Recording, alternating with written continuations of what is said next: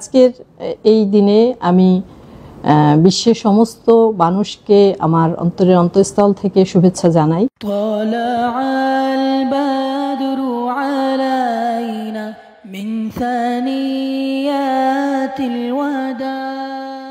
বিসমিল্লাহির রহমানির রহিম।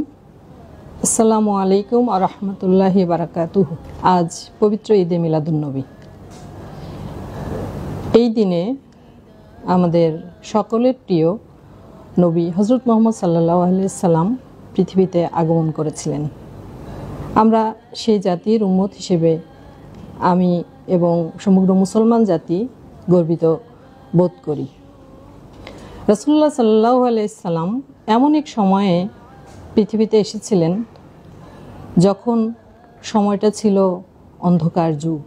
সে যুগে কোনো ধরনের কোনো নিয়ম শৃঙ্খলা ছিল না।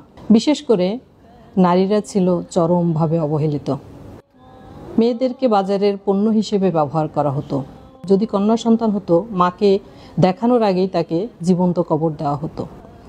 মোদ্দা কথা বলা যায় যে নারীদের কোনো অধিকারই ছিল না, বেঁচে থাকারই অধিকারই ছিল না।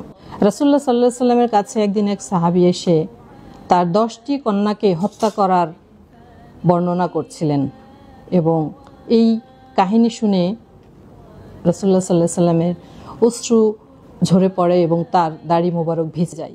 হযরত ওমর রাদিয়াল্লাহু আনহু তখন একটু উত্তেজিত হয়ে বলেন, তুমি কেমন কথা বলছো যে নবীজির কষ্ট পাচ্ছেন?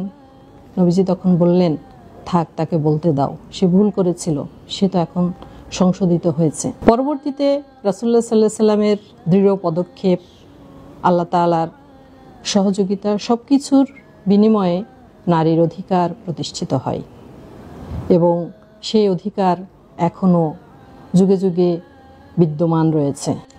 রাসূলুল্লাহ সাল্লাল্লাহু আলাইহি সাল্লাম নারীদেরকে শিক্ষার প্রতি উদ্বুদ্ধ করেন। রাসূল সাল্লাল্লাহু আলাইহি সাল্লাম বলেছেন, জ্ঞান অর্জন তোমাদের জন্য ফরজ। এখানে তিনি নারী পুরুষ উল্লেখ করে বলেননি, এখানে নারী পুরুষ সকলেই জ্ঞান অর্জনের জন্য অন্তর্ভুক্ত।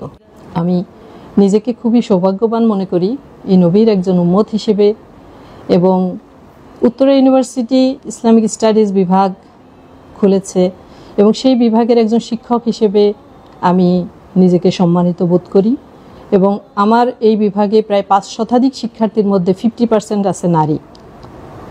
এবং এই নারীরা যে এই বিভাগের মাধ্যমে ইসলামিক স্টাডিজ সম্পর্কে তারা জ্ঞান অর্জন করতে পারছে, নবীজির জীবন সম্পর্কে জানতে পারছে, আরও বিভিন্ন বিষয় সম্পর্কে জানতে পারছে, এর বিনিময়ে আল্লাহ তাআলা উত্তরা ইউনিভার্সিটিকে উত্তম প্রতিদান দান করুক।